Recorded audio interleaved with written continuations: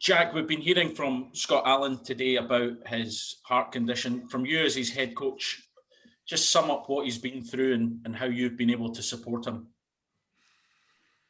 Well, I think as he's spoken about, obviously today, the range of emotions that he's had to endure over the last few months. I think that, and I think there is a separation between the personal aspect of that and the professional part of it. So I think personally, first and foremost, difficult period, how you see your future and your family's future, etc. And then obviously the impact it has upon you doing the job that all players love to do. So I think we as a club have done well in our support.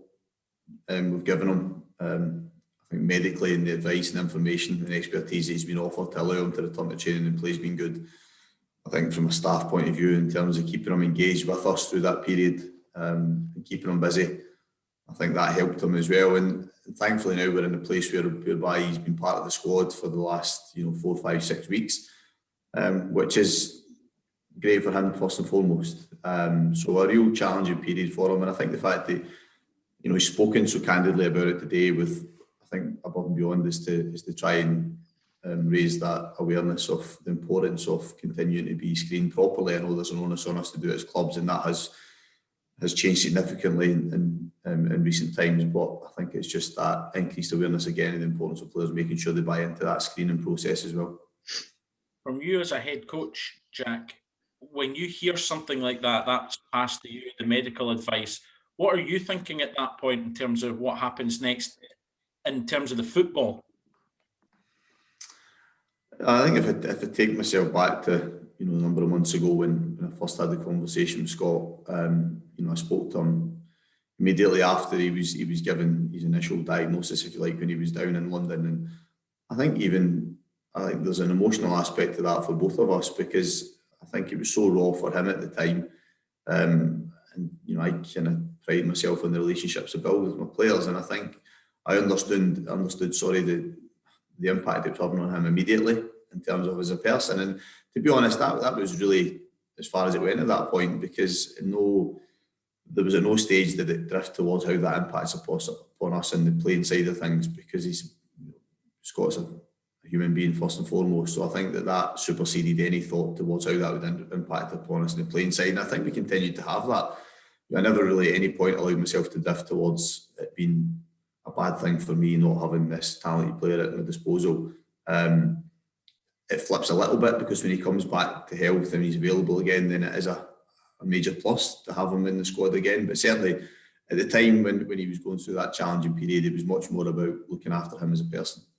For you now, how easy or difficult was it that first time you chucked him in? 3-0 down in a semi-final. I don't know if they thanked you for it or not, but is it one of them? Did you have any concerns about throwing him back in? I think when we began when Scott began the process of trying to get back fit and ticking all the boxes that he had to do, so there was the communication and the process we had to build up at the club. So Nathan Ringer, head of performance, had to be he was heavily involved in that, and then my communication with him was regular to make sure that what I was doing on the training pitch with him, how I was using him, was then satisfying all the criteria. And I think when we got towards that last stage of it, we were, I had good conversations with Scott about the fact that I was still slightly apprehensive, just purely because I didn't want to put him in any danger in any way. And I suppose selfishly to degree, be deemed to be responsible for that. I mean, I think I had to have that conversation with Scott. So I think once we felt that we were meeting all the medical criteria, it was that final part, was making sure he was entirely comfortable where he was at. And, he said he was, which meant that I think we both had to accept it as being good, ready to go again. And I think the frustration is we've not been able to get, in these times it's difficult to arrange fixtures out with first team matches, which has probably just held back his progress a little bit. But it was I think he's spoken about it. It was a nice moment for him to get to. It would have been in better circumstances ideally, but I think to be back on the pitch first and foremost for him was great. Jack, obviously only had the 2 brief run-outs so far. I know you're talking there about obviously difficult getting bounce games, but do you think he can have a sort of larger part to play before the end of the season? Yeah, I mean, I think he's. I think the fact he's been in the the matchday squad for these number of weeks is testament to how we view him and the fact that he can contribute.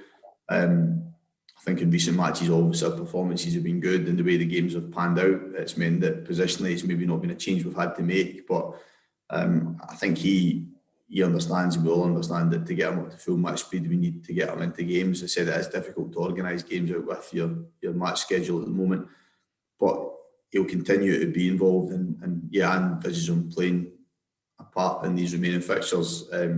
Difficult to predict how big a part that will be, but certainly I think for both Scott and I, we're quite candid in saying anything we get this season is a bonus from where he was not so long ago, and I think he has been quite pragmatic about it and understanding that, because from not long ago he wasn't sure what would happen. Now he's back involved in the squad. He'll get minutes, and if we can get to the end of the season he's still in a good place, then I think there's a little bit of a fresh start from him from then on in as well. When you see what this condition has done to certain people that's had it previously, and it's obviously a very serious condition, I mean, was there ever a point where you thought it would be best for Scott to say, listen, don't go back, this is a serious thing, it could have massive repercussions for you and the sake of your family, just go away and hang up your boots and enjoy what you've had in your career so far? Was ever that conversation ever creep up? Yeah, I mean, Scott and I spoke at length on a number of occasions through the different stages of it, and I think because he's not all the players in my squad are fathers, not all have children, and Scott does, and I think that gives you another different perspective on life, and I think he acknowledged that, and I think it was something that he was aware of. I don't think he needed me to highlight it to him. I think it was something that probably just brought a perspective into what is absolutely important, and I don't think Scott would have ever came back to playing if he felt as if he was putting himself in danger. I think once he had comfort medically from that, and as I said, I think it would have been remiss of me not to bring that up and speak about it, because I think we had to be entirely comfortable where we were at, and ultimately, as I said at the beginning, it is about us as people and human beings first and foremost, and not about being a footballer or playing football. And I think that's why when he's spoken about it, he's in quite a good place now with it, because to work through that whole process and take everything into account and believe that he's okay to play is a good thing. But certainly we had some fairly emotional conversations within it as well, because it's not a nice conversation to have with a 29-year-old man who's still, I still think I'm quite young. He's a lot younger than me. Can I just ask as well that obviously you mentioned there about the sort of things, the checks I suppose you had to do to allow me to come back into training. Can you detail those a wee bit more? Have you got to have an extra doctor at training, any sort of thing like that, just to make sure that if he does hit any trouble, that you've got somebody sort of on the spot that deal with it? Yeah, we have medical staff on site anyway during training, so we have somebody on pitch and pitch side, and that support is there. Should not just for Scott but for any player. But I think in terms of making sure that he was fit enough, then we obviously monitored all the data that we get normally from training anyway. But it was just a case of us. I think there's the statistical data that you get provided with, and there's obviously then the anecdotal evidence that comes from Scott himself as to how he's feeling, because the data will provide certain evidence, but he also needed to be entirely frank, and hence the reason why, again, he's spoken about how he's, from a hydration perspective, he's monitored that a lot more carefully. His nutritionist had to change a bit. So there's things that we do as a club anyway, but then he's had to tailor accordingly. And he's also got this added challenge of his type 1 diabetes that complicated it further. So I think we had to be stringent with what we did. I think as a club we had to be entirely comfortable that we were happy for him to be on the training pitch, because we did have those conversations about how we did not want to be put him at risk in any way and be responsible for him being at risk. Thanks. Thank you. Jack, how is the COVID situation? Is it no more incidents on any self-isolation? No, we just had, obviously it was the club also released a statement earlier in the week that we had a player who returned a positive test, and we had to submit the appropriate evidence in the aftermath of that, from a test and trace perspective, that is obviously then given to the health board, local health board, to make the decision based on that. So they came back midweek and advised that we had no other players that we'd have to isolate because of that. We were probably, the circumstances of last weekend, I'm sure have helped us a little bit because our game was postponed. So that has probably fallen in our favour a little bit. But thankfully, yeah, it's only no more players have been forced to isolate because of the one positive test. That fell in your favour for that respect, but in terms of keeping momentum going, I take it you would have wanted to have played. Ideally, Sheila, yeah, we were keen to play the game. We wanted to try and we were quite happily waiting until the Saturday for a decision to be made. But in fairness to Roy and everybody at Ross County, I think they were very transparent and said that the pitch wasn't in a good way because of how low the temperatures have been. So once that happens, you make peace with it. But ideally, we would like to have played because of the form we're in, the results we're producing. But we had a couple of doubts for last weekend that I think may have struggled to play in the game that now are available, which has probably helped us a little bit as well. You managed to maintain that gap over Aberdeen in third place. Is that really the focus now, just making sure you keep that gap there? I think the good thing is I've been fairly boring and repetitive in my answers in terms of it's been about that focus, about what we're doing ourselves and the points total we're aiming for. And I think that the players are quite clear-headed in that respect, that I'm sure they speak within and amongst themselves about points differences, whether they're ahead or behind. It was not so long ago that we weren't people talking about us being caught by the team in fifth position. So it shows you how quickly it can change. But certainly all the dialogue we have as a group is about us focusing on what we do and continuing to win games and accumulate points. And I think now we understand with 10 games to go that they're there because they're a good team, and it's about continuing to prove that week after week. And we're in a good position at the moment, but we need to continue to play well to make sure we stay there. Jack, just on the game tomorrow, speaking to Alex Gogic about it as well, it's probably not the time you want to play Hamilton because they seem to come up with results against everybody at this time of year. Yeah, I mean, I think the record as a club and continuing to be in the Premiership is admirable under different managers, and we've continued to do that under Brian. It does seem that at this time of year they enjoy the challenge. They've been written off, and certainly the recent results and performances have shown that again. So,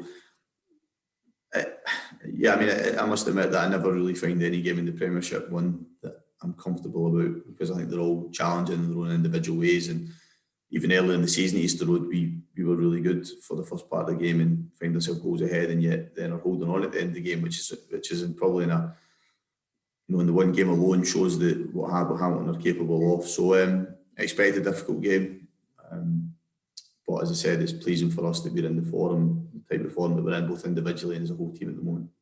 You've only got, including Saturday's game, 4 games to the split. Do you set any targets between now and sort of that time when the international break comes about?